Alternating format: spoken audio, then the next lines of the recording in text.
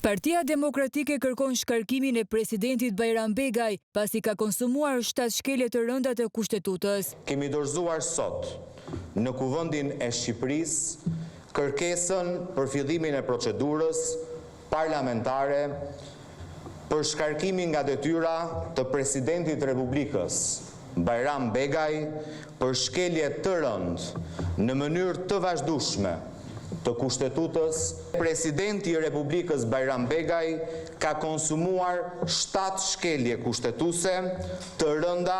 Në një deklarat për mediat, kreu i grupit parlamentar Gazmend Bardhi listoi si shkelje të 8 të kushtetutës dekretimin e zgjedhjeve në Tiranë, që tashmë është e faktuar edhe nga gjykata kushtetuese si shkelje me anulimin e zgjedhjeve. Dekretimi antikushtetues i zgjedhjeve për Bashkinë e Tiranës ka dekretuar zgjedhje të pjesshme vendore në Bashkinë e Tiranës, pa u krijuar nga pikpamja kushtetuese vakanca, duke ju bindur urdhrit politik të Edi Ramës dhe duke tentuar të zhvesh gjykatën kushtetuese nga kompetenca.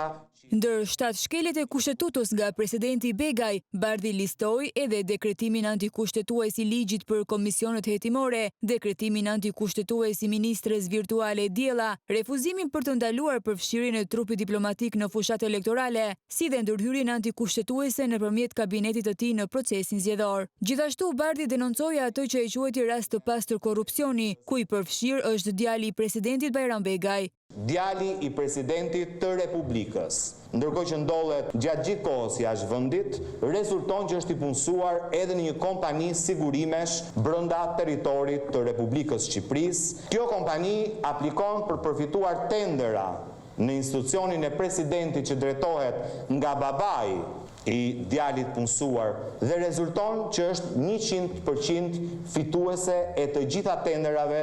Jo vetëm i biri, Bardhi denoncoi edhe një akt skandaloz që është ndaluar nga kushtetuta dhe ligji, ku rezulton se Bajram Begaj, edhe pse në postin e presidentit të Republikës, merr pagesa si punësuar në një klinik private. A i dini ju, dashur qytetar, që presidenti jo, ndërkohë që është president, rezulton të jetë i punësuar dhe merr të ardhura nga një klinik private mjekësore?